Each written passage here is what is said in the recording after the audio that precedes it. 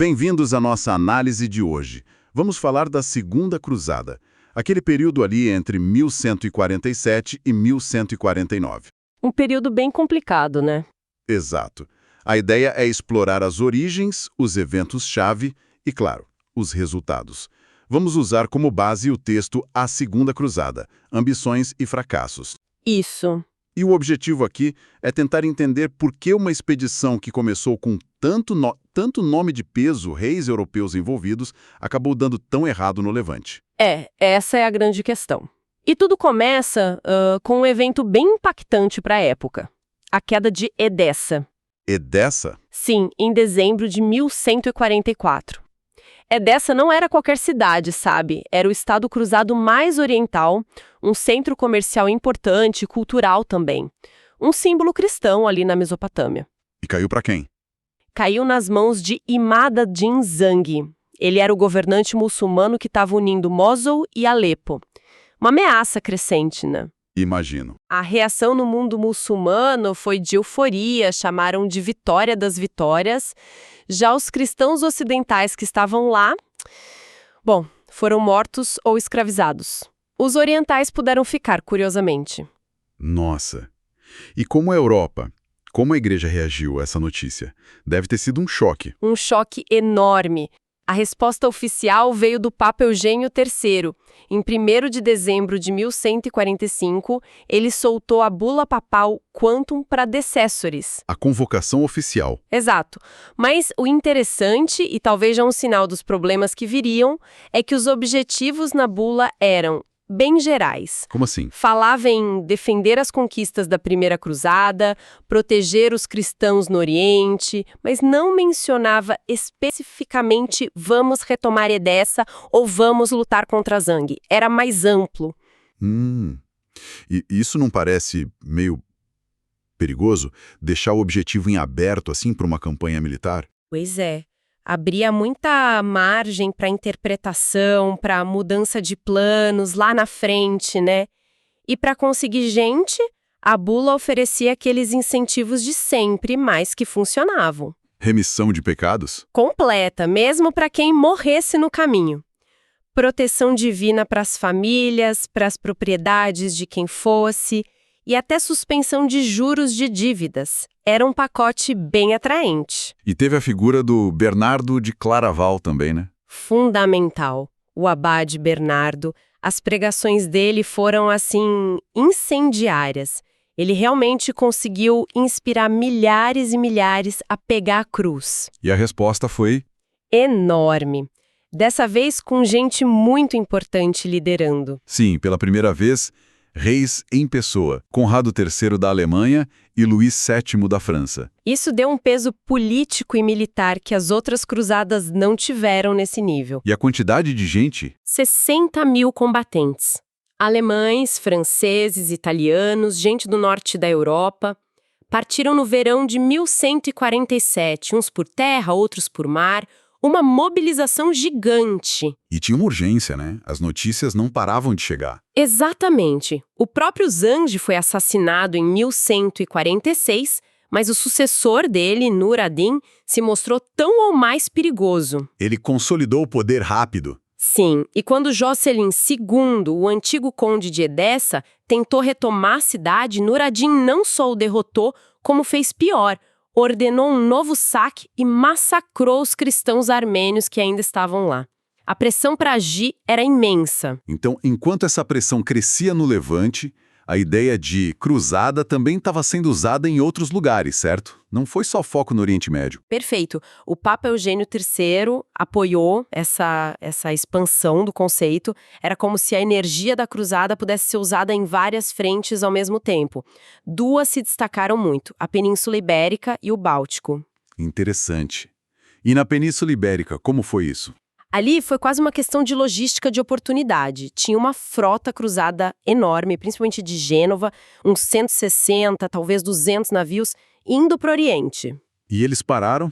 Tiveram que esperar os exércitos que vinham por terra e, nessa pausa, aproveitaram para dar uma força para os reinos cristãos locais na reconquista, né? A luta contra os mouros. E qual foi a ação principal? A mais famosa foi ajudar o rei Afonso Henriques, aqui de Portugal, a tomar Lisboa.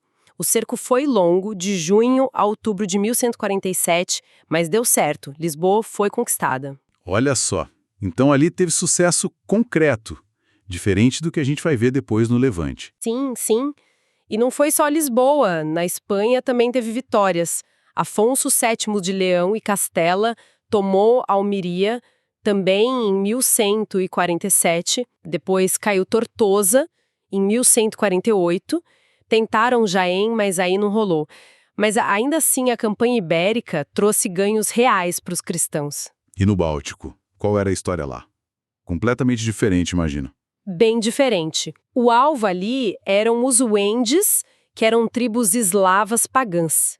Viviam ali na fronteira com os territórios alemães e resistiam à expansão e à cristianização. E quem liderou essa frente? Principalmente saxões, nobres alemães, dinamarqueses também. Essa campanha, às vezes chamada de Cruzada Wende, tinha um objetivo um pouco diferente. Não era só liberar a terra, era converter mesmo. Conversão forçada. A ideia era essa, conversão ativa. Atacaram lugares como Dorbin e Malchow em 1147, tiveram algum sucesso, mas muita gente na época achou que não foi muito mais eficaz do que as incursões que já aconteciam todo ano. Só que, bom, marcou o começo de um processo longo de cruzadas naquela região, né? Que depois teria os cavaleiros teutônicos e tudo mais. Entendi. Então, enquanto essas campanhas aconteciam nos flancos, a força principal seguia para o Levante. E aí começaram os problemas sérios com o Império Bizantino. Ah, sim. O imperador era Manuel I Comneno, uma figura complexa. Ele tinha laços com o Ocidente, até parecia simpático, mas a desconfiança era mútua e vinha desde a primeira cruzada. Quais eram os medos ali? Bom, Manuel temia que os cruzados, agora que Jerusalém já estava com os latinos, pudessem querer um pedaço do Império Bizantino para eles. Por isso ele exigiu que Conrado e Luís fizessem um juramento de fidelidade quando chegassem em Constantinopla. E eles fizeram. Fizeram, em setembro e outubro de 1147. Prometeram devolver qualquer terra que reconquistassem e que tivesse pertencido ao Império antes. Mas fizeram meio a contragosto, né? E do lado cruzado, como viam os bizantinos? A visão era péssima. Achavam os bizantinos egoístas, não confiáveis, que só pensavam eles mesmos. A divisão religiosa entre católicos e ortodoxos ainda pesava muito e tinha ressentimento por ações bizantinas anteriores contra Antioquia, que era um estado cruzado. A tensão era alta, então? Muito alta. Manuel até reforçou as defesas de Constantinopla só por precaução. E essa tensão virou conflito aberto durante a passagem dos exércitos? Constantino.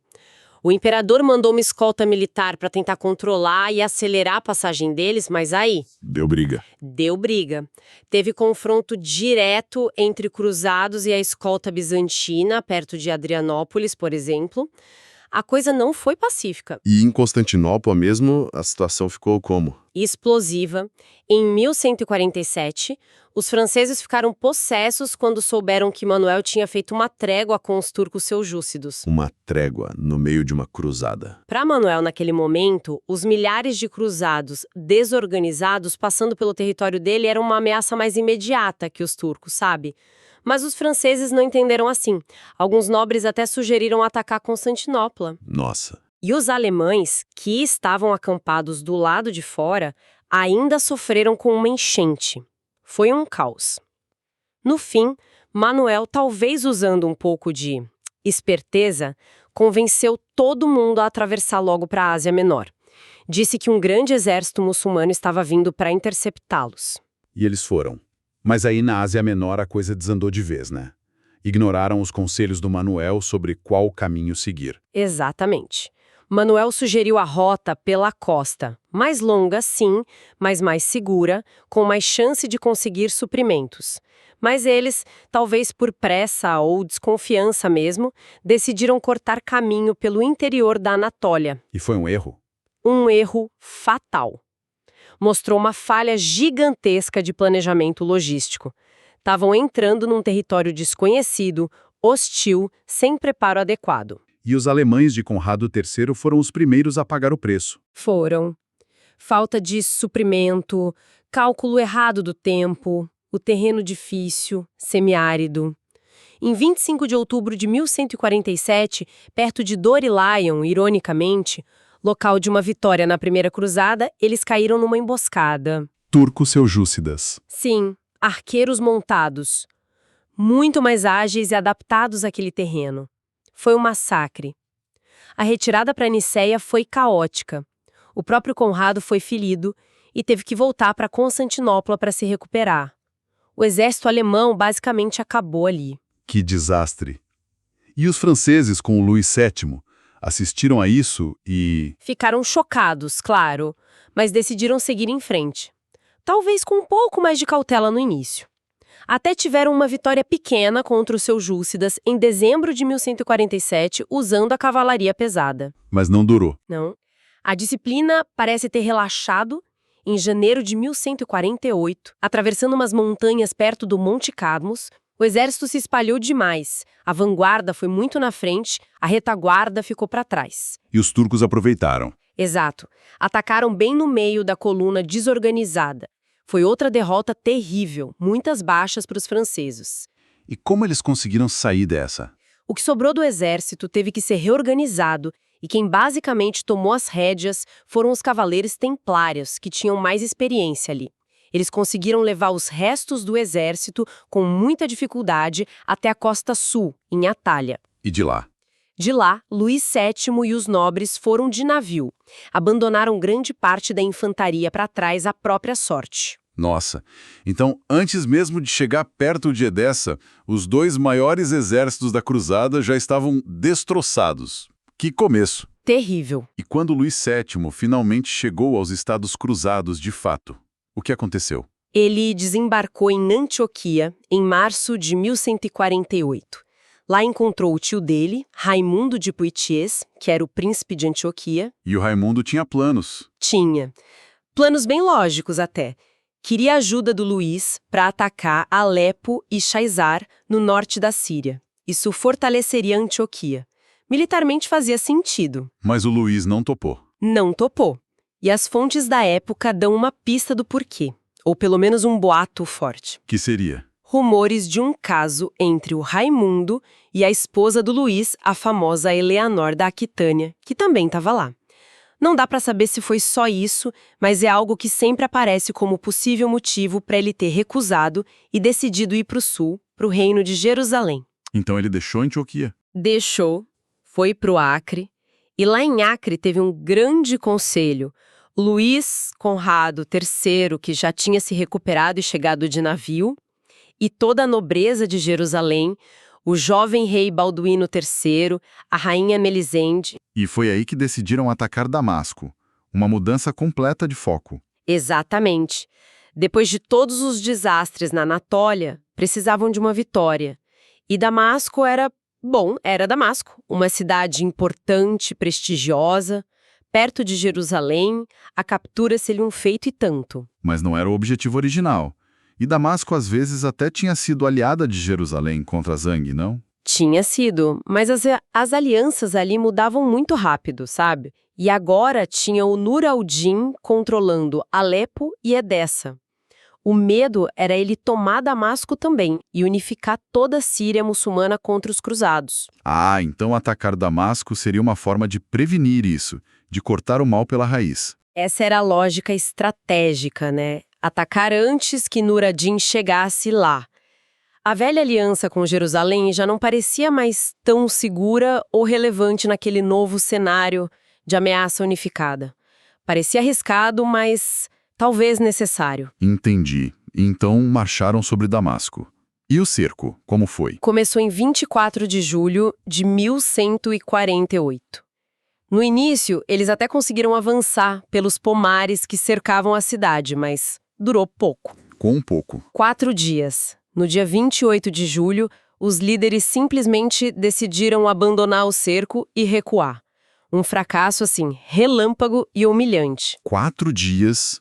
O que aconteceu para desistirem tão rápido? Foi só incompetência? Olha, foi uma combinação de coisas. As defesas da cidade eram fortes, aí os cruzados tiveram que mudar de posição para um lado que era pior, mais exposto e com menos acesso à água. A falta de água virou um problema crítico, E a luta? intensa, mas sem avanço real.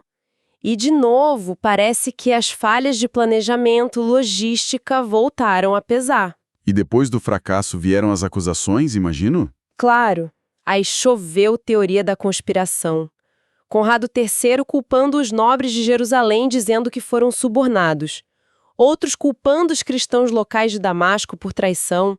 Até Bizâncio entrou na história de novo como possível sabotador. Mas, além das teorias, tinha motivos militares mais concretos para recuar. Tinha, e talvez sejam os mais importantes.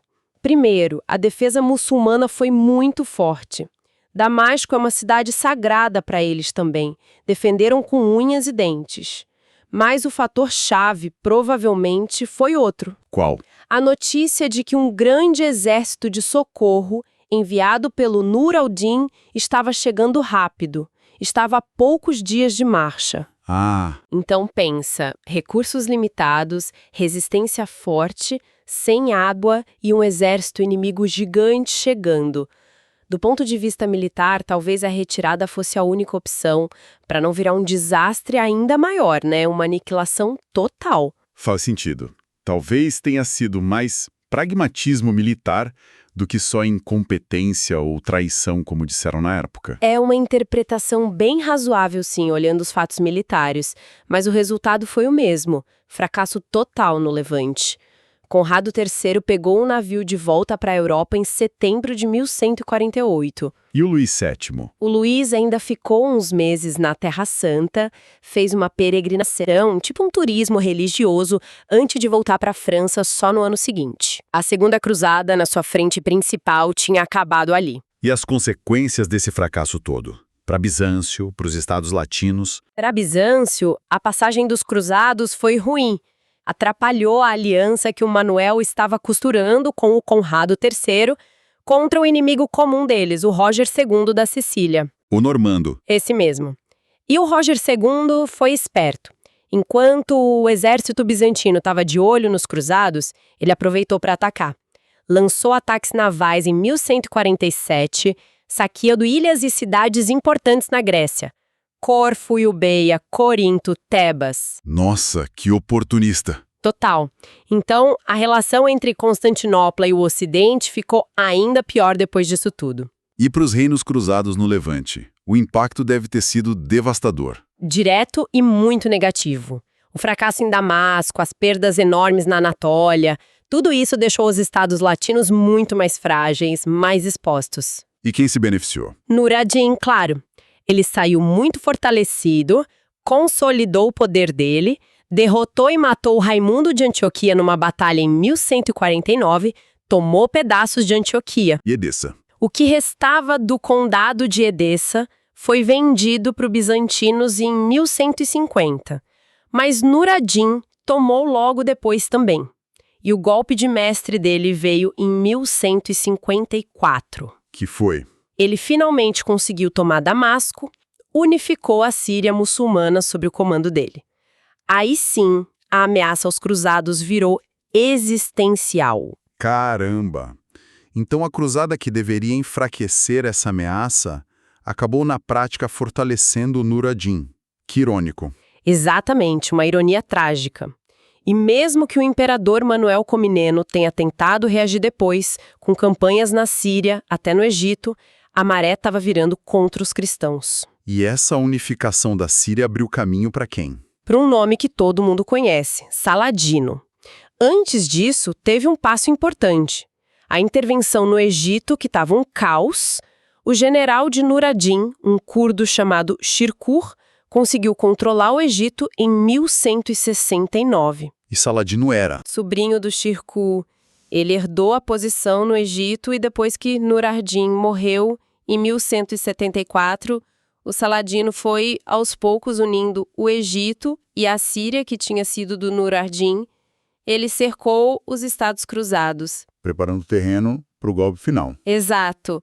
A ascensão do Saladino, que foi meio que facilitada por esse vácuo deixado pela falha da Segunda Cruzada em deter Zangi e Nur ad-Din, levou direto àquela vitória esmagadora dele na Batalha de Hattin, em 1187, E a queda de Jerusalém. e a queda de Jerusalém logo depois. O que, claro, chocou a Europa de novo e levou à convocação da Terceira Cruzada. Ou seja, o fracasso da Segunda meio que plantou as sementes da crise seguinte.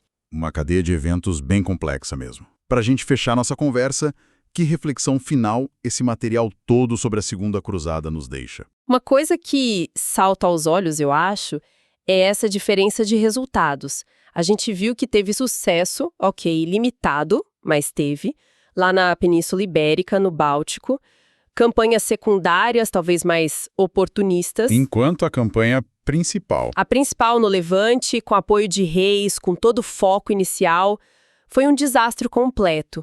Então, o que isso sugere sobre o movimento cruzado naquela época? Que talvez não fosse tão unificado assim. Exato. Será que a Segunda Cruzada foi menos uma campanha única, coesa, com um objetivo claro, e mais uma coleção de iniciativas militares diferentes? Reconquista aqui, expansão no Báltico ali, defesa do Levante acolá, cada uma com sua própria lógica, suas prioridades, seus resultados, mas todas acontecendo debaixo do mesmo guarda-chuva religioso. Várias cruzadas dentro de uma só cruzada, talvez. Algo por aí. Mostra a complexidade, né? As tensões internas, talvez até as prioridades conflitantes dentro do próprio movimento naquela altura da história. É algo para se pensar.